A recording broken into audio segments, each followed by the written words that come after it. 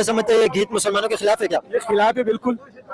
हाँ, तो जो मुसलमान गा रहे हैं तो उनके बारे में आप क्या कहेंगे? काफी सारे मुसलमान ये गीत गाते भी हैं। गाना गाना जो है ना इस्लाम के अंदर ये हराम है। जो भी गा रहे हो हराम है। इस्लाम में जो है ना हमारा मुल्क जो है ना अल्हम्दुलिल्लाह ये तो ये इंडिया का जो पैट्रियटिज्म का जो सिंबल है वो इस सॉन्ग में है, और इंडिया की फ्रीडम और इसके वो सारी चीजें। अच्छा, इसमें मुसलमानों को ऑब्जेक्शंस हैं, बहुत सारे लोग हैं, नॉट मुसलमान और भी बहुत सारे लोग हैं, वो कहते हैं जो फुल पोएम के जो है वो ठीक है कि जो मुल्क है वो माँ है, गॉडेस है, और उसको बेसिकली मुल्क को वो हिंदू के तौर पे आइडेंटिफाई करते हैं। और ये जो अपने आप को सो कॉल्ड थिंक टैंक बोलते हैं और कई बार उन्हें बुरा लग जाता है कि नहीं वो पत्रकार नहीं है, तो उनको आप अगर आपके यहाँ वो क्या आपके सर रियाज साहब ने बोल दिया ना कि उनको तो बटते हैं तमगे, तो तमगों के ऊपर एक्यूरेट खबर दे दीजिए मिस्टर आईएसपीआर कि बटते हैं या नहीं बटते हैं और क्या डिजर्विंग सोल्जर्स को मिले या नहीं मिले। चलिए छोड़ दीजिए ना मिस्टर आईएसपीआर, आपसे ज्यादा एक्यूरेट और कौन जानता है फौज के बारे में, बता दीजिए आज अपनी आवाम को मेरे थ्रू। नहीं होता, ये तो 78 साल पाकिस्तान के हो गए, 38 साल हमको हो गए। वंदे मातरम गीत के बारे में इंडिया के कानून, पार्लियामेंट के अंदर कानून पास हुए, इंडिया के नेशनल एंथम से भी पहले ये गाया जाएगा।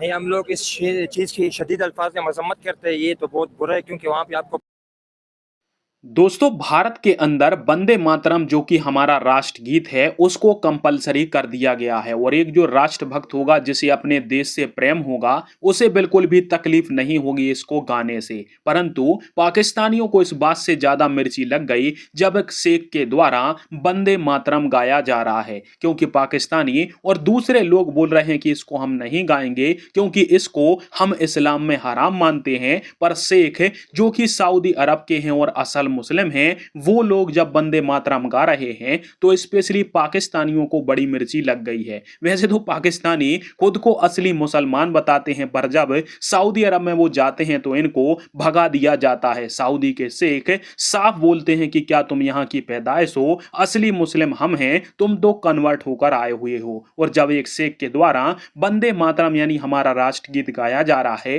तो पाकिस्तानियों को और ज्यादा मिर्ची लगी है और शेख का यह वीडियो वायरल हो गया है। इससे पाकिस्तानी और ज्यादा आप क्या समझते हैं ये गीत मुसलमानों के खिलाफ है क्या? ये खिलाफ है बिल्कुल। हाँ, तो जो मुसलमान गा रहे हैं तो उनके बारे में आप क्या कहेंगे? काफी सारे मुसलमान ये गीत गाते भी हैं। गाना गाना जो है ना इस्लाम के अंदर ये हराम है। जो भी गा रहे हो हराम है।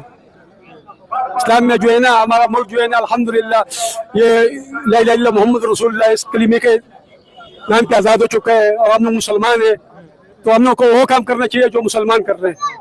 लेकिन इंडिया के अंदर ये गाना वंदे मातरम गाना ये एक नेशनल कानून बन गया, इंडिया का कानून बन गया, ये इंडिया का कानून है अभी। तो भाई वो तो आपको पता है हमारा दुश्मन है, हमारा खिलाफ है, मुसलमान के खिलाफ है, तो जाहिर बात है मुसलमानों को जो है ना नीचे गिरा रहे, गुस्ताई कर रहे, कोई क्या कर रहे, कोई क्या कर रहे।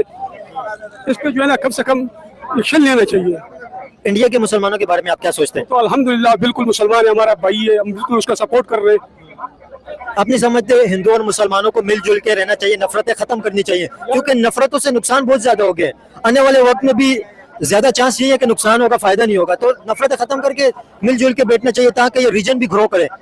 यार एक बात है, जब भी अगर एक में बोल रहा हूँ कि जब मुसलमानों का इत्तेफाक आ गया ना और सब एक हो जाएगा, समझो क़यामत का निशानी होगी, आखिरी क़यामत का लेन देन होगा। क्यों हम लोग मुसलमान एक दूसरे को गिराने की कोशिश में एक दूसरे को गिरा रहे हैं हम लोग। तो आप क्या समझते हैं मुसलमान ही एक नहीं है तो हिंदू मुस्लिम कैसे एक होंगे? तो वो लोग, उन लोगों का इत्तेफाक है, वो लोग एक है। कौन एक है? गैर मुस्लिम लोग जो है ना वो एक है, उनके एक ही बात है। और मुसलमान लोगों को ये कि हम लोग आपस में एक दूसरे को लड़ा रहे, एक दूसरे को गिरा रहे, नीचे करते जा रहे हैं। वंदे मातरम गीत के बारे में आप क्या सोचते हैं? ये गलत है, ये जो है ना गलत है, ये जुल्म है। वंदे मातरम गीत गलत है जी, ये गलत है। तो इंडियन काफी सारे मुसलमान इसे गाते भी है, इस गीत को गाते काफी सारे मुसलमान, तो मतलब इसमें क्या गलत? ये उनकी मर्जी है भाई, ये उनका मुल्क है, उनकी मर्जी है, लेकिन ये है तो गलत। अभी तो ये इंडिया का कानून भी बन गया है कि ये वाला गीत स्कूलों के अंदर भी और स्कूलों के अलावा भी ये जरूर भी ये वाला गीत गाना है। आप क्या समझते हैं जो इंडिया का कानून बन गया इसके बारे में आप क्या सोचते हैं? ये तो इंडिया के जो सारे सिटीजन है उन्हें फॉलो करना पड़ेगा। हाँ, वो तो आपकी बात सही है, क्योंकि वो गैर मुस्लिम लोग है, मुल्क हुकूमत गैर मुस्लिम है, तो वो तो फिर फॉलो करना पड़ेगा। अभी हमारा इस्लामी मुल्क है, तो हमारा जो चीज़ है इस्लाम के मुताबिक फॉलो करनी पड़ती है ना। तो वो जो अगर जबरदस्ती करवा भी रहे उनसे, तो उन पे कोई गुनाह तो नहीं है ना। वंदे मातरम गीत जो इंडिया की 80 साल हिस्ट्री में पहली मर्तबा गाया गया है, आप इसे किस नजर से देखते हैं? तो मुसलमान का तो अपना मजहब है, उसका अपना मजहब है यार। ना हम लोग का मजहब कर सकते, ना हम लोग उसका मजहब कर सकते। हाँ, नहीं करना चाहिए, मुसलमान को नहीं करना चाहिए। आप वंदे मातरम गीत के बारे में क्या सोचते हैं? ये कैसा गीत है? तो गलत है, मुसलमान को नहीं करना चाहिए। वो इंडिया अपना कानून बनाएगा, पाकिस्तान अपना कानून बनाएगा। गेम किसके लिए? मुसलमानों के लिए, अवामों के लिए। कानून तो कानून बनाते जा रहे हैं, वो गरीब बिगड़ते जा रहे हैं। तो जो 25 करोड़ इंडिया के अंदर मुसलमान रहते हैं, 25 करोड़ से ज्यादा रहते हैं, तो उनके बारे में आप क्या सोचते हैं? तो मुसलमान देखना भी, हिंदुओं पे सैलाब आया था, माशाल्लाह हिंदुओं को मस्जिद में जगह दिया था। हिंदुओं को इंडिया में सबको मुसलमान मस्जिद में लेके गया है। जिसका घर भर नहीं था उसको मस्जिद में लेके गया, मस्जिद से पानी भी दिया है, खुराक भी दिया है। जैसे इन लोगों को भी, इधर भी बहुत हिंदू है जो हम लोग गलत नजरे से नहीं देखते जब तक ये लोग नहीं देखे। अब इंडिया के नेशनल गीत है ये, पहले आधा गाया जाता था, जो इसके अंदर काफी जिसके ऊपर भेस है, ये वाला लाइन इसमें से निकाली जाती थी। आप क्या समझते हैं अभी ये पूरा गीत गाया जाएगा? इस पूरे गीत के बारे में आप क्या समझते हैं? आधा ये गाना चाहिए, पूरे गाना चाहिए? इन लोगों का मजहब है, वो लोग पूरा कर रहे हैं, आधा कर रहे, वो लोग का मजहब है। ऐसा अगर हम लोग कोई बोले तू आधा नमाज पढ़ो, तू पढ़ लेगा। आप क्या समझते हैं ये वंदे मातरम जो गीत है ये मुसलमानों के अकीदे के खिलाफ है? मुसलमानों के खिलाफ है, ये नहीं करना चाहिए। मुसलमान को नहीं करना चाहिए। हिंदू का तो मजहब है, तो अपना मजहब नहीं छोड़ सकते। मुसलमानों को नहीं करना चाहिए। अगर मुसलमान ये गीत गाएं तो फिर कैसा है? तो भी हिंदू हो गया। अगर हिंदू नमाज पढ़े, कलमा पढ़े तो मुसलमान हो गया। तो उसका अगर गीत करे तो हिंदू हो गया। तो वंदे मातरम की गीत के बारे में जो इंडिया में कंट्रोवर्सी चल रही है, आप इस हवाले से क्या सोचते हैं? यार हम तो मुसलमान है, अभी ये वंदे मातरम ये आ गया, ये तो परेशान हो गए ना, ये बात ये समझ में नहीं आ रहा है। तो लड़ाई तो होता रहता है, आपको तो पता है कि मुसलमानों का ये तो आपस में एजेंट की वजह से लड़ाई मर गए होते हैं ये लोग। लेकिन वंदे मातरम जो है इंडिया की 80 साल हिस्ट्री के अंदर पहली मर्तबा इंडिया के इंडिपेंडेंस डे के ऊपर पहली मर्तबा ये गाया गया। पहले आधा ये गीत गाया जाता था, अभी ये पूरा गीत गाया गया। 80 साल हिस्ट्री में पहली मर्तबा इंडिया में वंदे मातरम। आप इस हवाले से क्या कहेंगे? काफी सारे मुसलमान जो लीडर हैं वो इसके ऊपर एतराज उठा रहे हैं, आप क्या कहेंगे? सही है, बड़े जो हमारे एतराज उड़ाते हैं तो हमें भी स्ट्राइक करना पड़ेगा।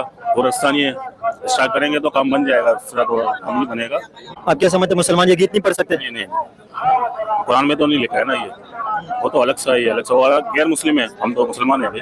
जो अपने आप को सो कॉल्ड थिंक टैंक बोलते हैं और कई बार उन्हें बुरा लग जाता है कि नहीं वो पत्रकार नहीं है, तो उनको आप अगर आपके यहाँ वो क्या आपके सर रियाज साहब ने बोल दिया ना कि उनको तो बटते हैं तमगे, तो तमगों के ऊपर एक्यूरेट खबर दे दीजिए मिस्टर आईएसपीआर के बटते हैं या नहीं बटते हैं, और क्या डिजर्विंग सोल्जर्स को मिले या नहीं मिले।